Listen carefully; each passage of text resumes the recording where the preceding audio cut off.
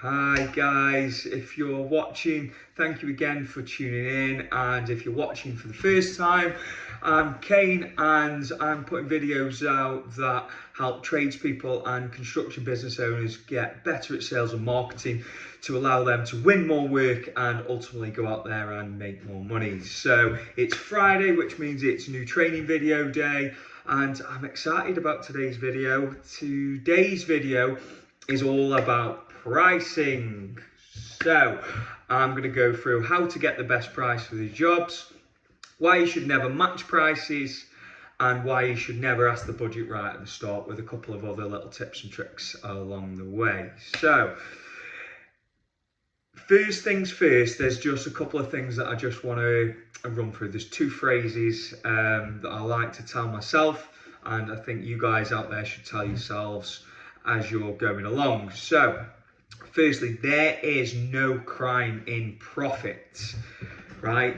Energy companies are announcing billions and billions that they're not being windfall taxed, and while a lot of the masses might moan about it, but you have to remember that the main aim of a business is to make money. That's why everybody starts businesses, and it doesn't matter if you've got 20 guys or even if you're just literally a sole trader guy who works completely on their own. You are still a business, and if you don't think like that, you need to start thinking like that, because that is exactly what you are. So there is no crime in profit. Now, I'm not saying that you should go out there and purposely trying to rip everybody off, of course not, but there isn't a crime in yourself as a tradesman or your company making money. Secondly, something is worth how much someone is prepared to pay for it. I'm going to say that again. Something is worth how much somebody is prepared to pay for it. Now, you might come across clients that say, oh, that's too expensive, or you're expensive, or you're extortionate, or you might have peer groups that say, oh, you're ripping people off, etc., etc. Ultimately, as long as you deliver, i.e., as long as you give the best service you possibly can in your businesses and you deliver the best project for that client, then if they've agreed to pay what you've asked them to pay, then that is perfectly fine, okay? Even if it's what some people might think is more expensive, as long as they are happy with the service they get, it has been worth it for them. So next time you go out there and start to price a job, just keep that in mind, that if you're confident in your services, then you should be rewarded for it well, okay? So next thing I want to just move on to is on how can you start to get the best price for your job. But firstly, you need to start to think on what's the lowest price for the job you're willing to accept. Now, obviously a lot of trades, so roofers and plasterers and landscapers, and if you do pricing rendering, or you're pricing fascia boards, etc., etc., or if you're pricing kitchen units, a lot of people in the industry work on a square meterage price, a linear meterage price, or a per unit price. So let's say with a kitchen, you might charge £50, £60 per unit. That's roughly what it is where I am, obviously in Stoke, probably more down south. You might charge £100 a metre for a square metre for a particular driveway product, whatever it may well be. Now, another thing you just need to get into your head, guys, that's the minimum you are willing to accept for the job. So if you can get more than that, then each project is going to make you more money. The more money you have, the more it allows you to either scale the business more. It might buy you some more time. You might have to work less days of the week. You can maybe move to a better house. You can maybe treat the family more. Okay, all these things. This is why you're getting up out of bed and really, really working hard to give yourself the best life. Now, the easiest way to do that, other than cutting costs that you don't need, which I'll do another video on, is to increase your profit margins, okay? So you need to know what the minimum amount of money you're willing to accept is. Then, when you're on your appointments, and if you've watched any of my videos, you'll know that you should, if you're pricing a job, be sitting down and having a full conversation with that client. You should be explaining the process to them. You should be showing them referrals. You should be showing them portfolios of previous work. Now, the reason for that is you need to start to build a sense of quality in the potential client's mind. People don't mind paying for things if they know that it's going to solve their problem. So if you're doing work, it's a problem. I don't like that wall and I want it knocking out. That's a problem in their mind that you're there to solve. Okay, so if it solves their problem and they believe they are going to get good service, people will pay for it. If that wasn't the case, everyone would be driving around in Dacias. No one would buy a Mercedes, okay? You are prepared to pay for quality. Same thing again, if you do shopping in Tesco, well, why aren't you doing it in Farm Foods? Because you're prepared to pay that bit more for something that's supposedly better quality, okay?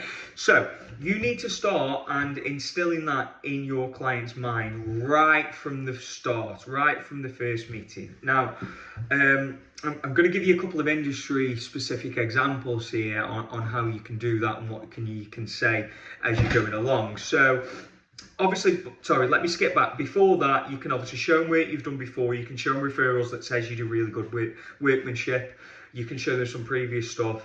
You can show them any accreditations you've got, whether it's, Gas Safe, Federation of Master Builders, whichever, okay? So that's going to start to help. But also, there's some phrases that you can use while you're going along, just to try and build that up in your potential client's mind. And what this is going to do, it's going to separate you from the guy who just turns up, looks at it and scratches a number on a fag packet, or says, I'll just email you a quote over without going through everything. So let's, for instance, say you've gone to, I don't know, change your chandelier and wire on it, but you notice that the wiring isn't great. So you go, okay, no problem, we can do that for you, but obviously the wiring here isn't great. Now, really, I don't know about you, but for me, we like to do everything properly, and I think you should change the wiring, because it could potentially cause issues. It might become unsafe further down the line, and I don't know about you, but I think if you're doing a job, it's probably worth doing properly, isn't it? You see what I did there? You lower the tone. You don't go, you need to change this. You bring it down and you talk to them in a slow and calm tone, and it's quite suggestive, because you've said them words. If a job is worth doing, it's worth doing properly, isn't it? Now, 99 times out of 100, that client's going to agree with you. They're going to say, yes, it is worth doing properly. Okay, let's think of another one. So let's say you're doing, let's say, plastering, right? And you're going to plaster over a wall, and it's a bit rough and smooth, and you could potentially skim over it, but you know that bordering over it is probably the right thing to do. You could just say to them, look, what kind of finish are you looking for here, guys? Because what we can do is, we could go over it, but it's not going to look picture perfect. But I think that it probably needs boarding just to give you guys that perfect finish that you're looking for. You're not forcing them there into spending more money. You're presenting it as if it's going to be better for those guys. And what they're going to do subconsciously then is think, this guy's great because he's thinking about us and he really takes pride in his work, okay? And you could say something like this. I like this one, is it might cost a little bit more, but it's that age-old saying of, you get what you pay for, don't you, in most walks of life? And they're going to go, yeah, because everyone's heard that saying and they believe it to be true. So what that's going to do is instill some confidence in their mind that you're going to provide a really good quality of service, okay? More so than the two other people they've had in before you, or you're going to stick in their mind more than anyone that comes after you. Now, even if you don't get that job there and then, it gives you a really, really strong possibility, once you've built that confidence, that you're going to provide better quality in doing that. And this is, I've literally just been to do a site visit on one of my teams, run a landscaping job, and we were £5 more than their next cheapest quote. And the ad does do the job because I instilled that confidence in him, because I took the time. I spent 2 hours of my time going through the whole job. I showed him the referrals. I told him what we're about. He got a feel of us as a company. And then he's booked in with us for £5,000 more. So don't ever think that customers are only going to go for the cheapest quote, because they don't, okay? They go for the one who they believe can solve their problem and the one who can give them the best service, okay? So that's point number one. Point number two is price matching. Now, I hear this quite a lot when I'm out seeing clients, and they'll say, well, I've had a quote for £5,000, well, I've had a quote for £3,000, well, I've had a quote for whatever, okay? Can you match it? Okay. Your first word should be no. And let me tell you why. Firstly, okay, I don't know if you've ever heard the term buyers are liars, okay? But you don't know unless they show you, which most people, if you ask them to show you, take offense to it because they might think that you're calling them a liar, right? So you don't know that they actually have. They could be using it as a negotiation tactic, right? All people do it, and ultimately it is a negotiation, and that's something that you need to get better at if you want to win more work. But number one, you don't know that they've had a cheaper quote. That's why you should never match it. Also, if you've given them the minimum price that you're willing to accept, how can you possibly go any cheaper, right? Because then what you're doing is you're eating into your margins. Look, I understand if you're really, really quiet and you might need to compromise on that because you need the work. I get that. But as a rule, you should never go below what the minimum price you're willing to accept is, right? So don't match it because of those two things. But also, it shows weakness. Or what it can also show is if, let's say, you've priced a job at £7,000, they've said to you, look, I've had a quote for £5,000, and you go, oh yeah, I'll match it.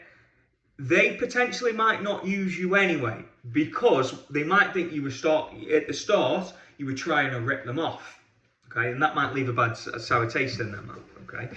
So never match. And the other thing I just want to touch on is when you're pricing your jobs, going back to negotiation, most clients will ask you to do it cheaper, right? So when you give a quote to a customer, potential customer, always tell them a little bit more than the minimum price you're willing to accept, okay? And right at the start of the video, I said there's no crime in profit. If, it doesn't happen all the time, but if they accept that slightly higher price, you've just got more margin in the job, and there is nothing wrong with that. Again, if you provide good quality service, okay? But let's go through that example again, and you've quoted a job at £7,000. But you know you can do that job, the minimum you're willing to accept is £6,250. Or in fact, no, let's say £6,000 because it's a nice round number. They say to you, the potential client, well, we've had a quote for £5,000, and you go, well, this would be my reaction. £5,000 seems, I don't like to talk about anybody else, but it seems really cheap, that. I mean, I've gone through the job with you, you know what's involved, there's a lot of work in that, there's obviously lots of materials in that, it's quite complicated, and yeah, my concern is what's cheap isn't always good, is it? And I'd be concerned that what quality you were going to get for that, and yeah, I'm sorry, we just can't match the £5,000. I can't, you know, I don't price my jobs with ridiculous margins. We can't just knock £2,000 off. But what I will say, guys, is, and don't just spinning out the character, don't be scared of having these conversations, is, what I will say, guys, is after everything we've been through today while I've been here, would you be happy to use us to do the project? Well, just forgetting price for a second, but are you happy with us, what I've told you about the company? Are you confident that we'll do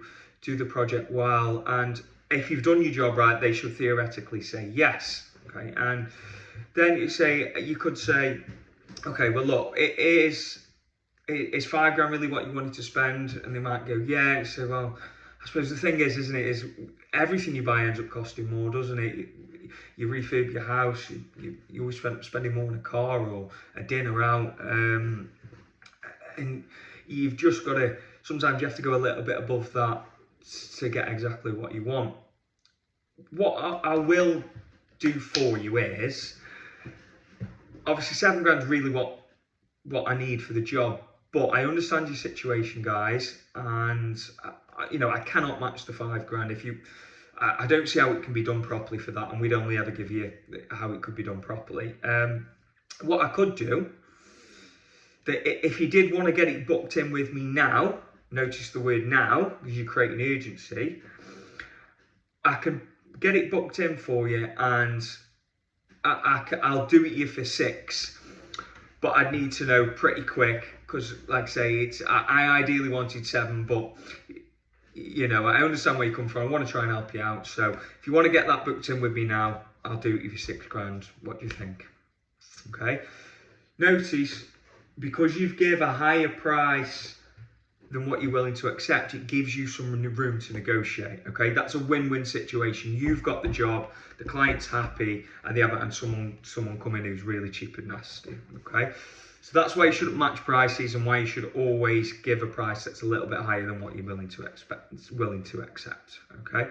And thirdly, one thing I just want to go on: if you are out there, and this may appeal to some of you, may not, but if you deal in bigger projects and you have a phone call and you are straight out asking clients what their budget is, stop immediately. Okay. Now, I know that some clients have unrealistic budgets. I get that, okay? And you might end up wasting some time where you drive somewhere and it becomes apparent that they've got no money to do it, or they're completely unrealistic on what they can do for what money they've got. That's part and parcel of running a business. That's part and parcel of the game. If you want it easy, go and get a job. If you want it a bit more difficult but make more money, then stick with it, yeah? So the reason I'm going to say this is, let's assume, I'm going to use a kitchen as an example. Let's assume you've got an inquiry and it's for a new kitchen. And you say, they send you some pictures maybe, and you ask them what the budget is.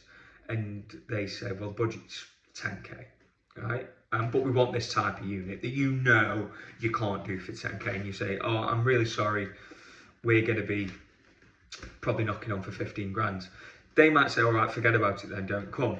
But what could happen then is they could speak to 2 more people, okay? They could go out and see them. They could get 2 quotes then for more than 15 grand. It could happen. So they could get one for, let's say, 17 and one for 15 and a half, right? The thing is, if that client wants that kitchen done, they are going to have it done. Right? Even if they can't do it straight away and they need to save some more money, they want that kitchen done, and if 15 grand or more is what it's going to cost to do what they want, then they will find that money at some stage. But what you've done by asking that question over the phone and telling them, excuse me, it's going to be more than their original budget, you've completely took yourself out of the equation. So never ask the budget, go and spend the time with them. And if it becomes apparent that they haven't got the budget to stretch to you, educate them on why you need to spend that bit more money to get the top quality job. Okay, so hope that's been helpful, guys. Thank you again for tuning in. If you see value in these videos, then please hit subscribe and turn the notifications on. And equally, if you know anyone that these might help, or if there's any subjects that you need any help with, stick a note in the comments, and yeah, I'll try and help. Thanks. Have a great weekend. Cheers, guys. Bye.